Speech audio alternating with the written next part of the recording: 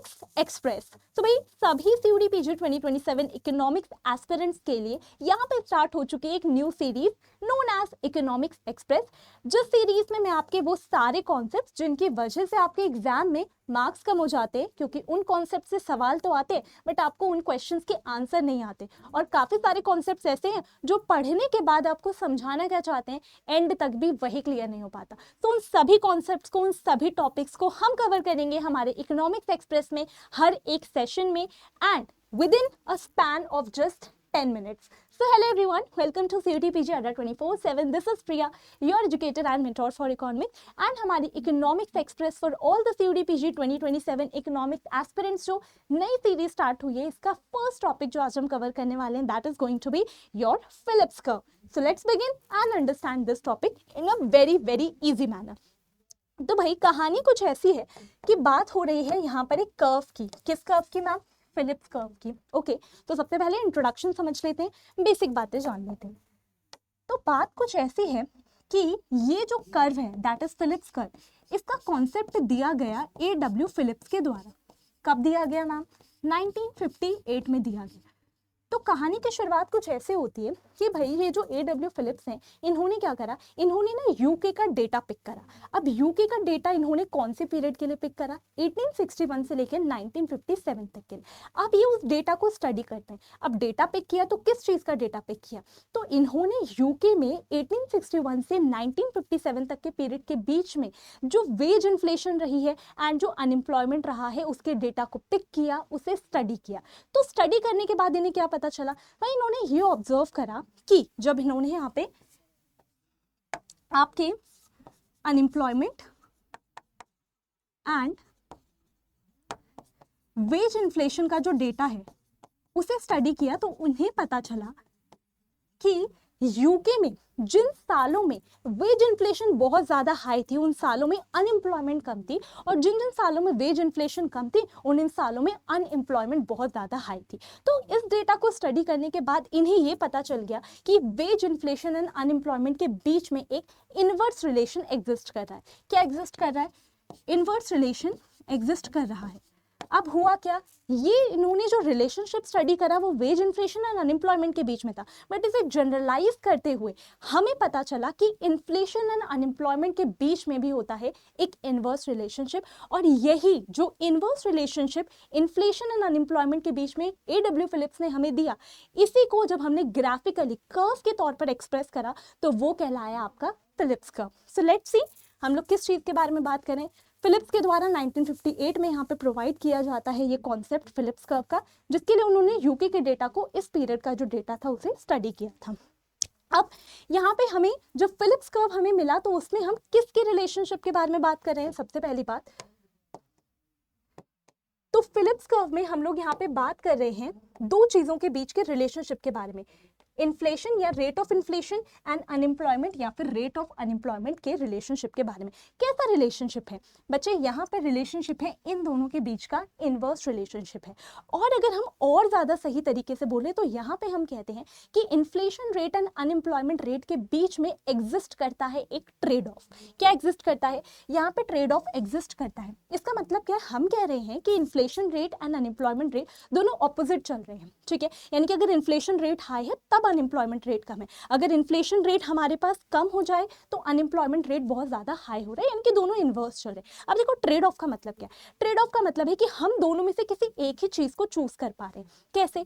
अगर बच्चे हमारी इकोनॉमी में हम इन्फ्लेशन रेट को कम करने की कोशिश कर रहे हैं तो अनएम्प्लॉयमेंट रेट बढ़ जा रहा है। क्यों? क्योंकि दोनों के बीच में इनवर्स रिलेशन चलता है। और वहीं अगर हम लोग अनएम्प्लॉयमेंट रेट कम करने की कोशिश कर रहे हैं तो इन्फ्लेशन रेट बढ़ जा रहा है। क्यों? क्योंकि दोनों के बीच में इनवर्स एंड स्टेबल रिलेशनशिप जो है, तो इसी को हमने ट्रेड ऑफ कहा। इन्फ्लेशन कम करने जाओगे तो अनएम्प्लॉयमेंट रेट बढ़ जाएगा, अनएम्प्लॉयमेंट रेट कम करने जाओगे तो इन्फ्लेशन रेट बढ़ जाएगा। ये कॉन्सेप्ट कहाँ से आया? A.W. फिलिप्स के द्वारा दिया गया, और यही जो इन्होंने इनवर्स एंड स्टेबल रिलेशनशिप बताया, ट्रेड ऑफ बताया, इसी रिलेशनशिप को हमने जब कर्व के थ्रू शो किया तो उसे हमने क्या कहा? Philips curve. ओके, तो हमारे पास क्या निकल कर आया? फिलिप्स कर्व निकल कर आया। तो मैं आपको दिखा देती हूँ। सबसे पहले इस तरीके से हमारे पास निकल कर आता है हमारा फिलिप्स कर्व। यहाँ पे अनएम्प्लॉयमेंट रेट है, यहाँ पे हमारे पास इन्फ्लेशन रेट है। ये हमारा इस तरीके का कर्व है जिसे हम क्या बोल रहे हैं? फिलिप्स कर्व कह रहे हैं, जिसे हम कह रहे हैं हमारा फिलिप्स कर्व, और ये कर्व हमें क्लियरली दिखा रहा है कि इन दोनों के बीच में एक इनवर्स रिलेशनशिप है।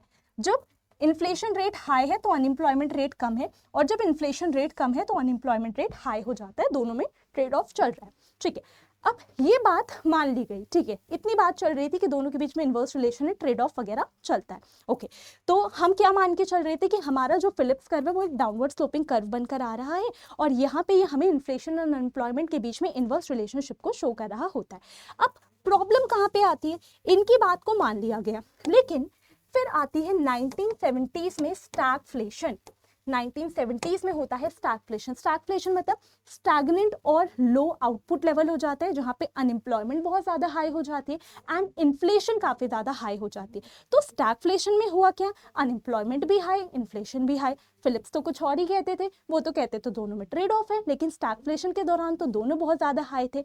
वहीं पर जो इनके कर्व का कॉन्सेप्ट था उसमें कॉन्ट्राडिक्शन अराइज हो गया। फिर यहाँ पर एंट्री होती है किसकी, फिर यहाँ पर आते हैं हमारे पास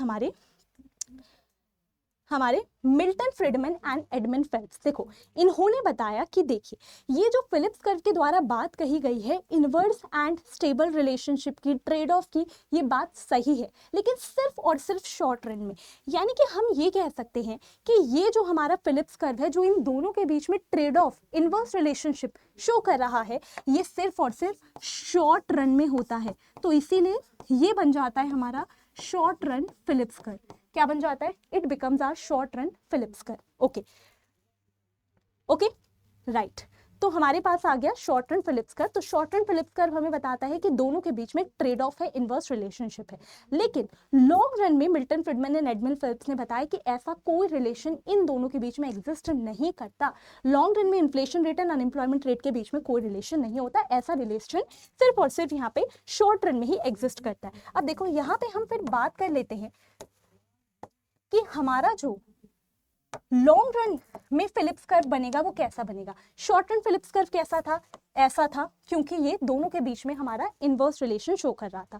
लॉन्ग रन फिलिप्स कर्व हमारा कैसा बनेगा, वर्टिकल बनेगा। ये है हमारा long run Phillips curve, this is short run Phillips curve and this is our long run Phillips curve. Okay, तो लॉन्ग रन फिलिप्स कर्व कैसा है, हमारा वर्टिकल कर्व है। अब ये कर्व हमें क्या शो कर रहा है, ये curve long run Phillips curve हमें शो कर रहा है कि चाहे इन्फ्लेशन रेट कुछ भी क्यों ना हो, अनएम्प्लॉयमेंट रेट इतना ही रहता है। यानी कि लॉन्ग रन में इन्फ्लेशन एंड अनएम्प्लॉयमेंट रेट के बीच में कोई ट्रेड ऑफ नहीं होता, सिर्फ ट्रेड ऑफ शॉर्ट रन में ही होता है। ठीक है, अब यहाँ पे हमने कहा कि इन्फ्लेशन रेट कुछ भी हो लेकिन लॉन्ग रन में अनएम्प्लॉयमेंट रेट इतना ही रहता है, इसे हम कहते हैं नेचुरल रेट ऑफ अनएम्प्लॉयमेंट, जहां पर हमारी इकोनॉमी ऑटोमेटिकली पहुंच रही है नेचुरल रेट ऑफ अनएम्प्लॉयमेंट। ठीक है, अब देखो यहाँ पे हो क्या रहा है, हम एक सिंपल सी बात कह रहे हैं, हम लोग समझने की भी कोशिश करते हैं। हमने कहा कि लेट से अभी हमारी इकोनॉमी इस पॉइंट ए पर है। अब हमें ये लगता है या पॉलिसी मेकर्स को ये लगता है कि ये अनएम्प्लॉयमेंट रेट बहुत ज़्यादा हाई है, इतना अनएम्प्लॉयमेंट रेट है, बहुत ज़्यादा हाई है, तो इसको कम करवाने की कोशिश करते हैं। तो लेट्स से हमारी इकॉनमी में पॉलिसी मेकर्स ने अनएम्प्लॉयमेंट रेट को यहाँ लाने की कोशिश की, कम करवाने की कोशिश की। लेकिन जब शॉर्ट रन में अनएम्प्लॉयमेंट रेट को कम करवाया जाएगा तो इन्फ्लेशन रेट बढ़ जाएगा। तो पहले जब अनएम्प्लॉयमेंट रेट ये था, जब अनएम्प्लॉयमेंट रेट हमारा यहाँ पे था, तो इन्फ्लेशन रेट कितना था, पॉइंट ए के कॉरेस्पॉन्डिंग इतना था। बाद में जब अनएम्प्लॉयमेंट रेट को कम करवाया गया तो देखो इसके कॉरेस्पॉन्डिंग इन्फ्लेशन रेट हमारी इकोनॉमी में बढ़ चुका है। ठीक है, हम कहाँ पे आ चुके हैं, पॉइंट बी पे। लेकिन देखो शॉर्ट रन में क्या हुआ, अनएम्प्लॉयमेंट रेट को कम करवाने की वजह से इन्फ्लेशन रेट बढ़ गया दोनों के बीच में, क्योंकि एक ट्रेड ऑफ था, इनवर्स रिलेशनशिप था। लेकिन धीरे धीरे क्या होगा, क्योंकि इन्फ्लेशन रेट इकोनॉमी में हाई है और हमें पता है कि जो वर्कर्स हैं उनके नॉमिनल वेजेस को एकदम से चेंज नहीं किया जा सकता, वो कॉन्ट्रैक्ट बेसिस पे होते हैं। तो नॉमिनल वेजेस उतने ही है लेकिन प्राइस लेवल बढ़ गया तो रियल वेजेस वर्कर्स के फॉल कर जाएंगे। अब वो यहाँ पर हायर वेजेस को डिमांड करेंगे, तो इसके रिस्पॉन्स में फर्म्स यहाँ पे ले ऑफ करना स्टार्ट कर देंगे, वर्कर्स को रिड्यूस करना स्टार्ट कर देगी। और इस पॉइंट बी से हम कहाँ मूव करने लग जाएंगे, इस तरफ को शिफ्ट करने लग जाएंगे।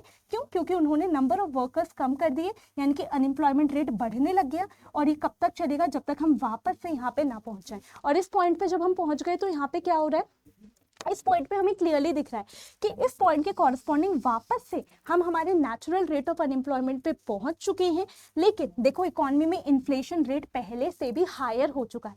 तो यही यहाँ पे समझाया गया कि शॉर्ट रन में अगर आप अनएम्प्लॉयमेंट रेट कम करवा रहे हो तो अनएम्प्लॉयमेंट रेट कम करवाने की वजह से इन्फ्लेशन रेट हमारा इंक्रीज कर रहा है।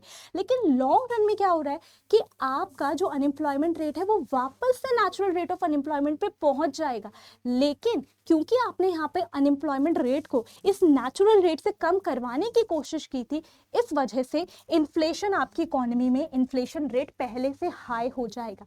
यही कॉन्सेप्ट है आपके लॉन्ग रन फिलिप्स कर्व का कि लॉन्ग रन में आपकी जो इकोनॉमी है उस नेचुरल रेट ऑफ अनएम्प्लॉयमेंट पे पहुंच जाती है, कितनी ही कोशिश आप क्यों ना कर लो यहाँ पर उसको कम करवाने की। लेकिन हाँ, अगर आप यहाँ पे कोशिश करते हो बार बार तो उसकी वजह से इन्फ्लेशन और एक्सेलरेट हो जाती है, जैसा कि यहाँ पर हुआ है। इसलिए बच्चे इस नेचुरल रेट ऑफ अनएम्प्लॉयमेंट को हम non accelerating inflation rate of unemployment भी कहते हैं। क्यों कहते हैं? क्योंकि ये वो नेचुरल रेट ऑफ अनएम्प्लॉयमेंट है जिस पर अगर हम हमारी इकोनॉमी को रहने देते हैं तो इन्फ्लेशन एक्सेलरेट नहीं होगी। इससे जब भी हम कम करवाने की कोशिश करेंगे शॉर्ट रन में प्रॉब्लम रिजॉल्व हो जाएगी, लेकिन लॉन्ग रन में वहीं वापस पहुंच जाएंगे इस नेचुरल रेट ऑफ अनएम्प्लॉयमेंट पर, एंड इसकी वजह से इन्फ्लेशन इवन और एक्सेलरेट हो जाती है। So this was the concept of your Phillips curve. यहाँ पे सारी चीजें जो मैंने आपको बताई, एक एक पॉइंट यहाँ पर आपके लिए मेंशन्ड है। Okay, each and everything is mentioned. और इस तरीके से हमने इसी वाले पूरे के पूरे कर्व को यहाँ पे समझा है। आई होप हमारा जो फर्स्ट पार्ट था हमारे इकोनॉमिक्स एक्सप्रेस का, दैट वाज फिलिप्स का, वो हर एक बच्चे को एकदम अच्छे से क्लियर हो चुका होगा। 10 मिनट कहा था, बट 10 मिनट का मतलब है कि हमें मेजर जो फोकस है वो हमारे टॉपिक पे करते हुए 10 मिनट के अंदर कवर करना है। डजेंट मीन कि अगर कोई टॉपिक एक्सीड कर रहा है तो हम लोग यहाँ पर उसको कवर ही ना करें। ओके, सो आई होप कि पर्पस सर्व हुआ होगा, टॉपिक आपको क्लियर हुआ होगा। एंड अगर आपको यहाँ पर इस टॉपिक की पीडीएफ भी रिक्वायर्ड है, पीडीएफ भी चाहिए, so you can join my Telegram channel. यहाँ पे आपको सारी पीडीएफ मिल जाती हैं।